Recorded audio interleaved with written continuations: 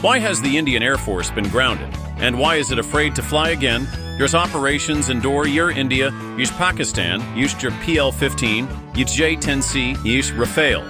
British newspaper The Telegraph's analysis, translated into Urdu. This analysis was published on May 8, 2025. Link is attached. Dr. Osama Shafiq, Manchester, UK. At 4 a.m., something extraordinary happened. Not on the battlefield, but in the backdrop of diplomacy. Reports suggest that the Chinese ambassador made an emergency phone call to Rawalpindi, Pakistan. Within hours, a long-prepared contingency plan was activated. What followed was not just an air skirmish.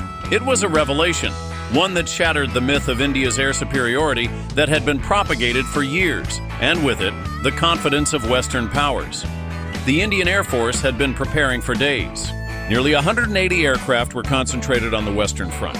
The objective was clear: to repeat Balakot, breach Pakistani defenses, and restore strategic dominance. But the skies were no longer the same. The Indian Air Force never crossed the designated threshold. They knew what awaited them across the border. Pakistani J-10C fighter jets, Chinese-made silent killer missiles PL-15, with a range of over 300 kilometers and speeds 5 times the speed of sound. Heresy radar systems linking every shooter into a lethal network. India didn't just see Pakistani pilots, they witnessed China's complete air warfare doctrine stretching from Skardu to Pasni.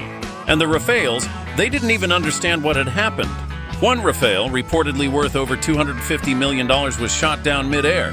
Another barely made it back.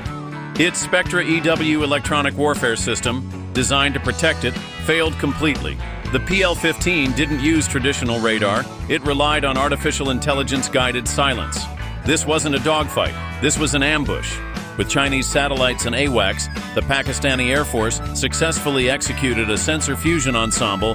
The Rafales could neither lock onto targets nor see their enemies. By the time the missiles hit, it was all over. That's why the Indian Air Fleet was grounded. That's why they now stay 300 kilometers behind the border. Not because they lack courage, but because they've lost confidence, strategic humiliation. The impact is vast. India's proud asset, the Rafale, was shot down by a Chinese missile launched from a Pakistani jet. This wasn't just a military failure, it was a political message. Even Bloomberg noted, this is the operational demonstration of a China-Pakistan integrated war strategy. Western analysts were stunned. French defense contracts became uncertain, and China, silently, was smiling.